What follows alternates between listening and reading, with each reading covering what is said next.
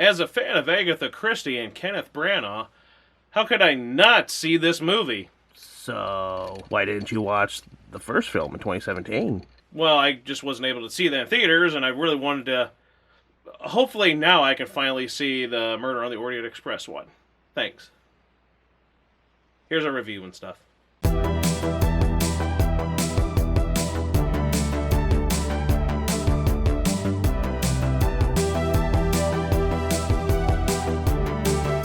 Death on the Nile. Directed by, produced by, and starring Kenneth Branagh as the world-renowned detective Poirot, based on the 1937 Christie novel of the same name. It begins in black and white, which I really love, by the way. I love the whole black and white opening there. And you get basically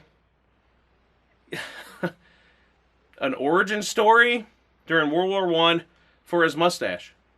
A mustache gets an origin story. Pretty cool. And he's got a 6 dash, I might say. Then we go past that into 1937, the current year of like the storytelling. And we see him sitting there at a club, and there we hear music, and we see a bunch of characters who will be in the film later. And Poirot is just sitting there, kind of people watching, doing what he does, and noticing things. 6 months later, in Egypt, good old ancient Egypt. Again, another fascinating thing. Besides Japanese culture, just love ancient Egypt stuff there. So that stuff is really cool. Very fascinating. The story basically then picks up there, and he meets his friend Bulk for the wedding of Lene and Simon Doyle. Tensions rise with a certain ex and some other people. And then we go on a cruise, and then that's where the real fun begins. And you have murder, mystery, and mayhem. The film does a nice job slowly getting things up and getting to know pretty much every character well. I know a lot of people don't really like the slow type of things there, but if it works, it works. And I feel like this, it works because I wanted to see all these other characters, what they're like, because you want to see what they're like so you can kind of get going yourself on figuring out who done it. Besides the scene-stealing Kenneth Branagh as, Poirot, just love how he does that, each with his quirks and his personality and his attitude and the way he solves things. Love those type of characters, and Kenneth does a great job as him. The other actors were very well done. They acted very well, and the characters, I pretty much liked them all. I enjoyed every character and the actors portraying them, especially some emotional scenes with Jackie, most of her scenes, and with Poirot himself at the very end. Some emotional stuff there. Then Gal Gadot really shined every time on screen, and even Russell Brand was great in a more serious role. Really great performances, in my opinion. Sure, some of the fake setup and CGI was obvious, but I felt that kind of added to its charm, and I liked the backdrops, and I liked the looks of it, and I want to go fly a kite now on the pyramids. The pacing really took off once the murders and mystery really began, and you were just in it for the ride, and you see him go to work. Love that kind of stuff. See Columbo. Love Columbo. The score was also very nice. There was even a bit of a romance with Poirot and someone, and it was kind of charming in a way. I really thought that kind of added a little bit to it. Especially with, well, you'll see if you see it. While I am more knowledgeable of Agatha Christie's Murder on the Orient Express and other works, I wasn't too knowledgeable on this specific story. But for me, I was able to kind of clue together basically from the start. For me, it was kind of obvious who the killer, the suspect, and everything was, 15 minutes into the film. But anyway, still, for others, it still didn't, hinder the film for me.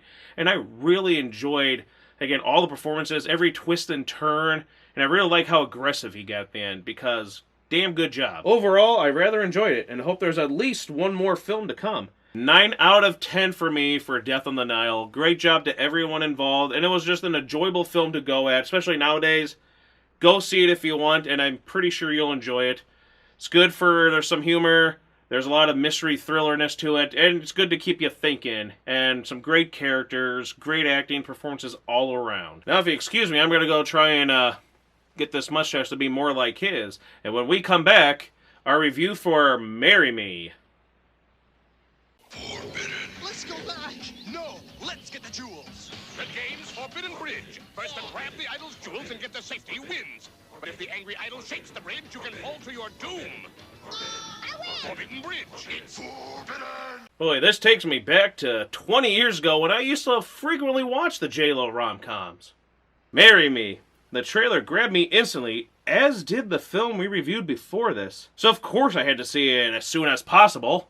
Marry Me stars Jennifer Lopez and Owen Wilson, two people I never would have expected to see in a romantic comedy together. And after watching it, made me think, they really should have done something like this earlier, before, but at least we have it now. And they have good chemistry, and it works. The story is about a superstar named Kat Valdez and her marrying Charlie Gibbert, a basic nobody. Kat and her fiancé, Bastian, are supposed to be getting married live on stage for a big audience. And then seconds before they sing their big Marry Me hit together and exchange their vows, they find out he was cheating on her. And what does she do? Owen Wilson's there with his family, holding a Marry Me sign for a friend, and she's like, you know what? I do. Tries to do something different, and they go into this relationship, making it look like they're married, and wow. Throughout the film, we watch the two act as if they're married, and of course, we watch as they do connect and grow closer. Charlie is a divorced father and a math teacher who is, spending time with his daughter, and he's kind of thrust into all of this, but still kind of stays himself, which I liked with a lot of these characters. I really liked no matter what happened in the film, with the fame, the paparazzi, news, talk shows, and all that, the two stayed true to who they were. Kat wanted to keep performing and writing and show others she is worthy of recognition when she felt she wasn't in the industry. She even tried to do things herself with no help whatsoever, including the old blender thing. Throwing rocks into windows, you crazy cat, you. Charlie, no matter what, kept his head on his shoulders and kept his life prioritized, focusing on not only his daughter, but his students. Their needs were put first. Very admirable. Much respect for these characters. They didn't just change for the sake of having to, because the story has to go this way, and it has to continue the storyline and the flow. And the flow of the film was very nice. The movie was genuine and lighthearted. Some funny moments and some good, touching, and emotional ones. There were some typical rom-com cliches, but even those felt genuine and kind of organic and needed throughout the story and worked, as opposed to just being that over-dramatic, over-the-topness, airline stuff, etc. Get into a mathlon, the usual rom-com stuff. J-Lo and Wilson were amazing, and it seemed believable how they did start getting along and falling in love. I enjoyed John Bradley and Stephen Wallam's characters as well, and even Maluma. I'm not much of the music scene these days, so hopefully the guy who played, the douchey Bastian. But again, did very well in his part, as did Sarah Silverman. Chloe Coleman also, great as Owen Wilson's daughter. The two characters grow and learn from each other, and again, you really rooted for them. Especially Charlie. He was a genuinely good guy, and for once, you wanted the good guy to finish first. It did remind me of me a little bit with the whole having not doing too much with social media, wanting to more focus on out there instead of in technology and online and stuff, and the whole phone thing, and it'll take them a long time to text. The flip phone and everything. Yeah, geez, I don't think I'm even as old as that character is. Oh boy. Overall, a 9 out of 10. I really love this. It was different than most other rom-coms, with a great cast, amazing leads, enjoyable music and songs, and a unique story. It just worked. Oh, and the credits at the end where they had the actual little, some of the footage of couples when they first met, so that was cute as hell. That was a nice touch during the credits. So again, really enjoyed it. Worth checking out, I would say, if you're into that kind of stuff. And I'd see Marry Me again. Don't forget, subscribe to me. And again, thanks for watching. Comment below, leave a thumbs up, subscribe. Really awesome if you could.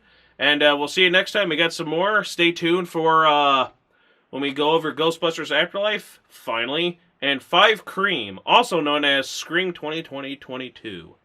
Scream 2020-22. That's a lot of 2020s. See you next time. Stay gnarly. What my popple?